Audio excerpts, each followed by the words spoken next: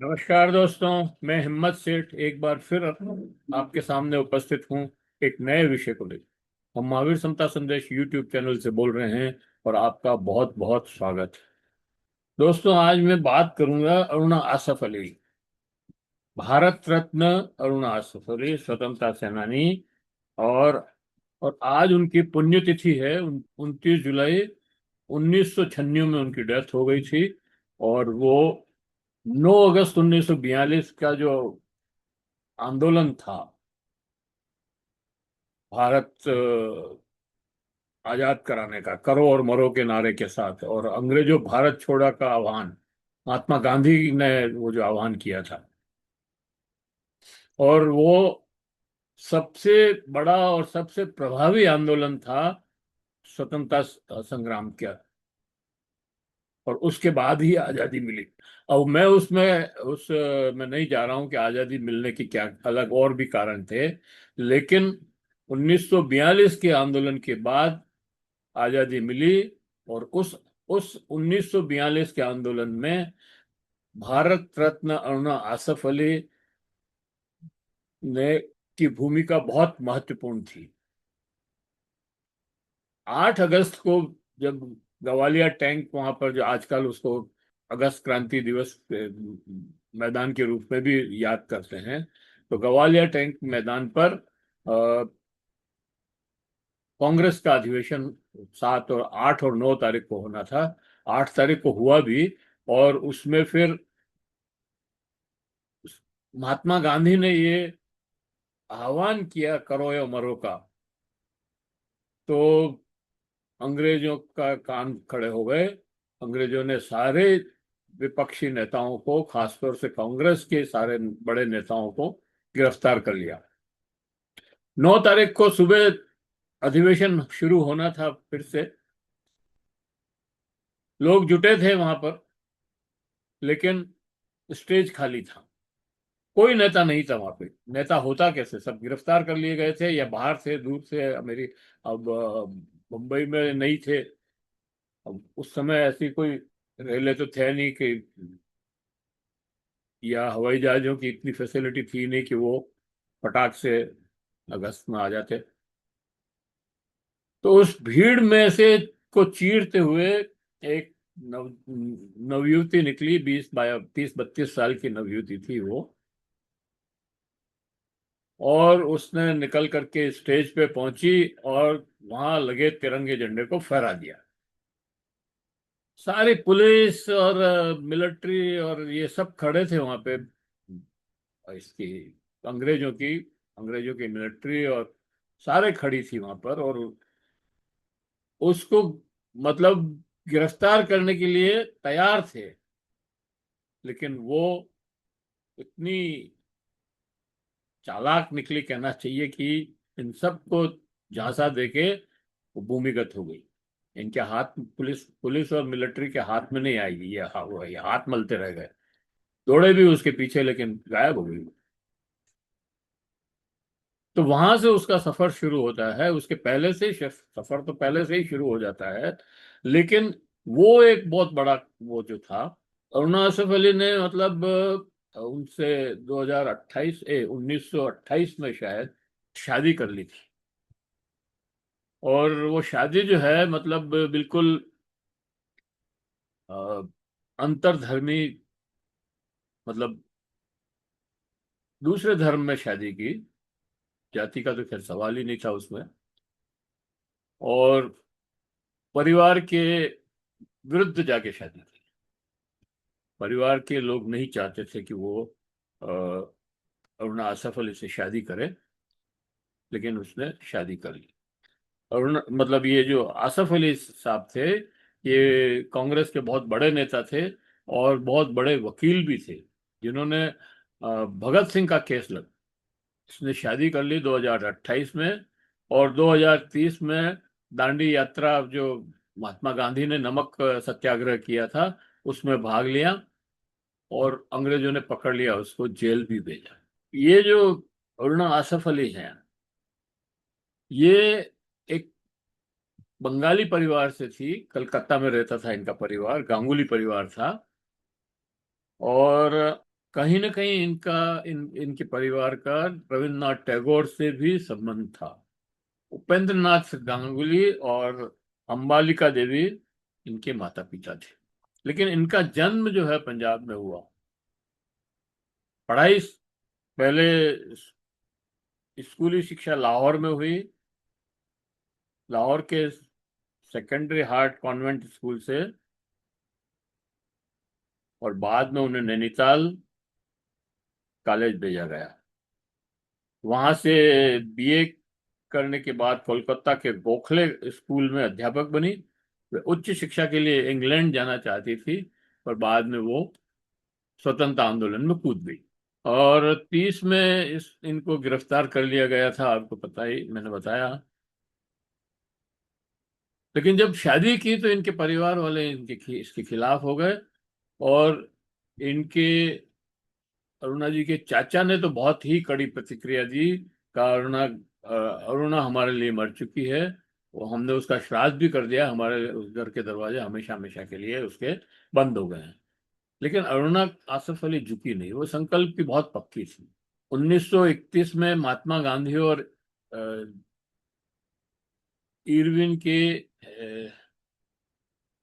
बीच में समझौता होता है, तब 1931 में वो छोड़ी गई। लेकिन नहीं छोड़ी गई, 31 में बाकी महिलाओं को छोड़ दिया, लेकिन अरुणा आसफ अली को नहीं छोड़ा। अब अरुणा आसफ अली को नहीं छोड़ा तो बाकी महिलाओं ने, जो वो वहां पर बंद थी उसके साथ, उन्होंने भी सत्याग्रह कर दिया और कहा कि हम भी जेल में ही रहेंगे, अगर इनको नहीं छोड़ोगे तो हम भी नहीं, बाहर नहीं जाएंगे। तो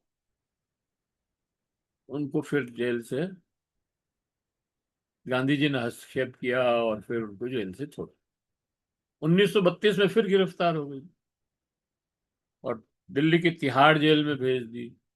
तिहाड़ जेल में उन्होंने उपवास शुरू कर दिया, कोई अपने बंदियों की सुविधाओं को लेकर। जेल में जो बंदी हैं उनकी सुविधाओं को लेकर उन्होंने भूख हड़ताल पर बैठ गया। और फिर उनकी मांगे मांगी गई। वहाँ जो बंदी थे उनको काफी सहूलियतें मिली उसके बाद। लेकिन अरुणा आसफ अली को अम्बाला जेल में भेज दिया।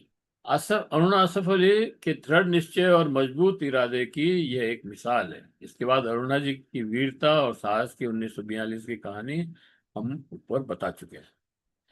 अरुणा आसफ अली 42 के आंदोलन में भूमिगत रहते हुए भी उसके प्रचार प्रसार में लगी रही और काम करती रही। डॉक्टर लोहिया के साथ मिलकर के अरुणा आसफ अली ने एक इनकलाब पत्रिका का संपादन भी किया। और इस तरह से 1946 में जब सब लोगों को छोड़ दिया, इसके बीच में गांधी, उनकी तबीयत बहुत ज्यादा खराब हो गई। तब गांधी जी ने एक चिट्ठी लिखी, और वो चिट्ठी मतलब जो है आज भी आर्काइव में पड़ी है, म्यूजियम में। और वो बहुत ही क्रांतिकारी चिट्ठी मानी जाती, मतलब वो बहुत ही इम्पोर्टेंट चिट्ठी मानी जाती है। जब गांधी जी को पता लगा कि अरुणा जी जो है बहुत कमजोर हो गई है, तो उन्होंने चिट्ठी लिखी और लिखा कि भाई आप सरेंडर कर दो अंग्रेजों के साथ, क्योंकि आपका खाना पीना ठीक नहीं हो रहा है, आप भूमिगत हैं तो। और ये भी सलाह दी कि भाई आप सरेंडर कर दो, और आपके नाम पर जो 5,000 रुपये का इनाम घोषित किया हुआ है अंग्रेजों ने, वो आपको मिल जाएगा। आप वो जो है खादी ग्रामोद्योग की संस्थाओं में डोनेट कर देना। लेकिन अरुणा जी नहीं मानी। अरुणा जी, क्यों कि वो तो बहुत जिद्दी और संकल्प वाली लड़की थी उस समय। तो उसने कहा नहीं, जब तक वारंट वापस नहीं होता है और मुझे बाइज्जत बरी नहीं किया जाता है, जब तक तब तक मैं सरेंडर नहीं करूंगी, बाहर नहीं आऊंगी। और फिर हुआ भी ऐसा ही। 1946 में जब सब लोगों को ये तय हो गया कि भाई भारत को हम आजाद कर देंगे, डेट वेट भी तय हो गई थी, तो उनको जो है उस समय 1946 में उनका वारंट भी निरस्त किया, और उनके ऊपर जो है उनको बाइज्जत बरी भी किया। तब जाकर के वो बाहर आई। और इस तरह से मतलब वो अपना पूरा फोकस जो है उसने आजादी के आंदोलन में लगाया था। आजादी के आंदोलन में से मतलब 1947 में जब देश आजाद हो गया तो 1948 में वो समाजवादी पार्टी में चली गई। बाद में उसने समाजवादी पार्टी छोड़ दी और कम्युनिस्ट पार्टी में चली गई। कम्युनिस्ट पार्टी में भी ज्यादा दिन उनका मन नहीं लगा, क्योंकि वो तो लोकतांत्रिक समाजवाद चाहती थी। कम्युनिस्ट पार्टी में तो लोकतांत्रिक समाजवाद है नहीं। तो उन्होंने फिर कांग्रेस में चली गई और 1957 58 में पहली बार एक महिला मेयर बनी दिल्ली नगर निगम की। ये पहली बार निगम।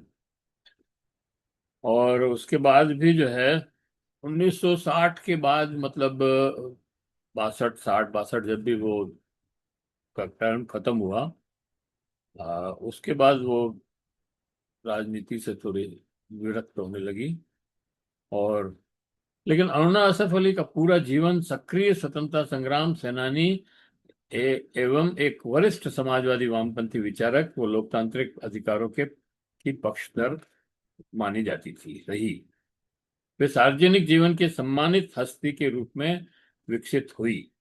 उन्होंने पत्रकारिता और जनमत निर्माण के क्षेत्र में भी काम किया। भूमिगत रहते हुए भी वह लोहिया के साथ मिलकर इनकलाब पत्रिका का संपादन किया। बाद में पेट्रियट और लिंक जैसे प्रकाशनों से जुड़ी रही और उनके प्रकाश में, उनके संचालन में महत्वपूर्ण भूमिका निभाई। उन्हें कई महत्वपूर्ण सम्मान से नवाजा गया।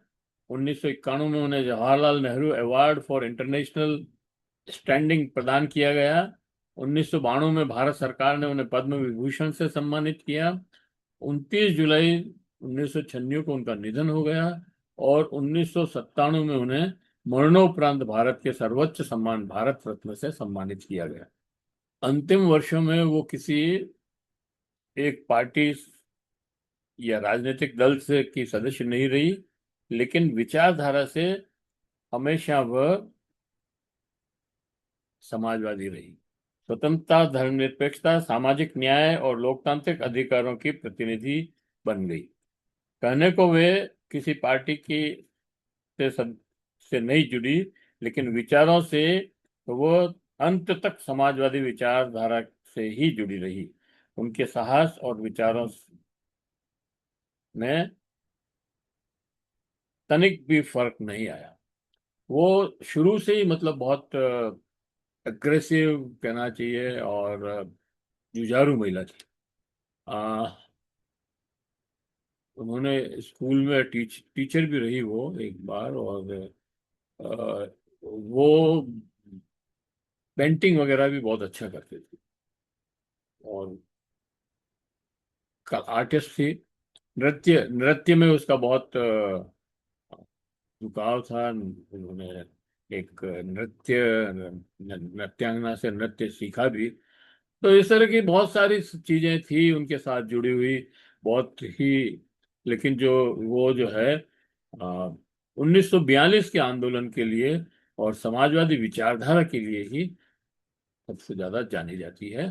तो ये वीडियो हम यही समाप्त करते हैं। आपको ये कैसा लगा? हमने स्वतंत्रता आंदोलन से जुड़ी हुई महिला अरुणा आसफ अली का आज जो पुण्यतिथि है उसको ध्यान में रखते हुए ये वीडियो बनाया है। आप कमेंट बॉक्स में बताएं आपको ये वीडियो कैसा लगा। अगर आपने अभी तक भी हमारे YouTube चैनल महावीर समता संदेश को सब्सक्राइब न किया है तो सब्सक्राइब कर लें, बेल आइकन दबाना न भूलें। और अगर वीडियो अच्छे लग रहे हैं तो लाइक करें, फॉरवर्ड करें और लोगों को भी भेजें। और अपने मित्रों, परिजनों और